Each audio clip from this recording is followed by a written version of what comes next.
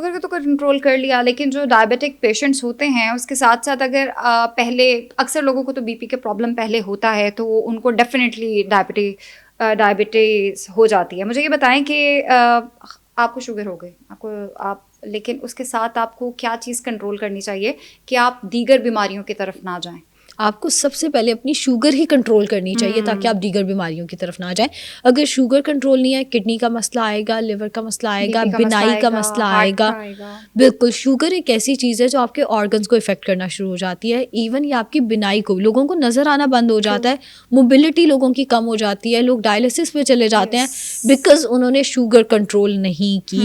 جو سامنے آیا کھا لیا اور ساتھ دوائی بڑھا دی. ایک یہ میں بڑی تنگ ہوں, یہ بہت بڑا مسئلہ ہے. ہر ایک کو لگتا ہے کہ وہ خود ڈاکٹر ہے, شوگر کا ڈاکٹر ہے. کوئی پیشنٹ میرے پاس آ کے کہنا کہ میں, پاکستانیوں کا سب سے بڑا مسئلہ ہے, بالکل ایسے ہی everyone is a doctor. ہاں, یہ بہت بڑا مسئلہ ہے.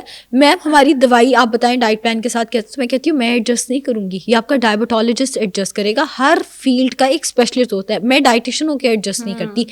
بٹ لوگ اپنی شوگر روز کے حساب سے اپنی دوائی ایڈجسٹ کرتے ہیں. آج چلو 2 لڈو کھا لیے, 2 گلاب جامن کھا لیے, کوئی بات نہیں, انسولین زیادہ لگا لیں گے.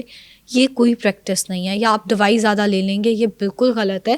آپ ایک تو یہ کہ ڈاکٹر کے ساتھ اپنا وزٹ فریکوینٹ رکھیں. یہ نہیں ہوگا کہ ایک دفعہ آپ نے دوائی لکھوائی اس کے بعد غائب ہو